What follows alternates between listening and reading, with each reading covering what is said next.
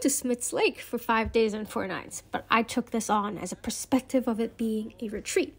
I went in with little to no idea of what I was going to do, as I had only submitted a bunch of thoughts and not a solid outline. It looked a little bit like this. When I got there, I spent the first 2 days trying to figure out what I wanted to do with not a single plan in my mind, and I was just doing everything without a thought.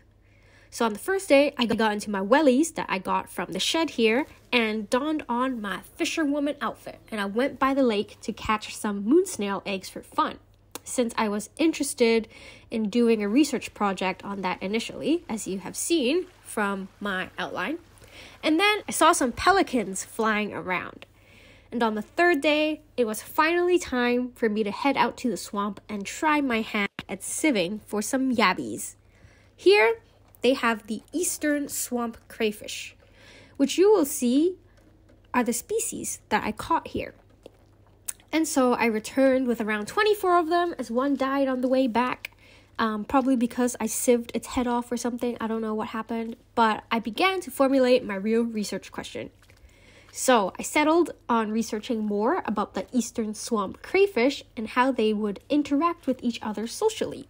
Since they are known as being territorial creatures, I was wondering how they would behave in confined spaces with each other socially, So, when I got back to the station, I placed all my yabbies in a gigantic tub to see their initial behaviors with each other before I began to group them into their respective sizes. So, I grouped them into 3 sizes: big, medium, and small size yabbies.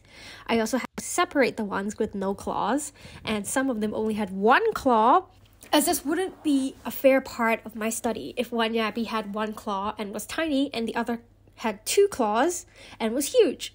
So I tried to group them together as closely as I could by size, and the squared graph that you see at the bottom of my trays or my petri dishes is how I can determine their sizes, as 1 square is 1 centimeter. So most of them were only 2 centimeters because they were only 2 squares wide. So I had 3 sizes of containers prepared. I had 1 plastic takeaway tub, 1 medium-sized petri dish, and 1 large-sized screw cap container. I was determined to see how they interacted with each other. So I put only 2 in a container and set the timer for 5 minutes and recorded their interactions and observed their behaviors. This included seeing which one was more likely to charge at the other and which one was more likely to retreat. Would it be the smaller one or would it be the larger one between the pair of yabbies that I put in? Then I would gather my results and see that between all of the pairs of small and medium and large size yabbies, which sized group would have the most aggressive or territorial behavior. I discovered in my large tub that the smaller yabbies tend to hide underneath the larger yabbies, and that the larger yabbies tend to be aggressive with ones that are already similarly sized to them, rather than attacking the smaller sized ones. I then did a tally table observing the behaviors and interactions between each pair of yabbies and noted down how many times they would charge, fight, retreat, and carry out any other actions into a tally table that would go into my results table, which I don't have yet because I haven't finished watching all the videos because there's like 2 hours of footage. But I repeated each experiment 3 times with different pairs of yabbies. So each pair of yabby would only be used once for each size of container. So I did 3 container sizes, and I did 3 yabbies for each container, and I repeated it 3 times. So I can't do the math, but I'm sure you can. But so yeah, that was what I found out.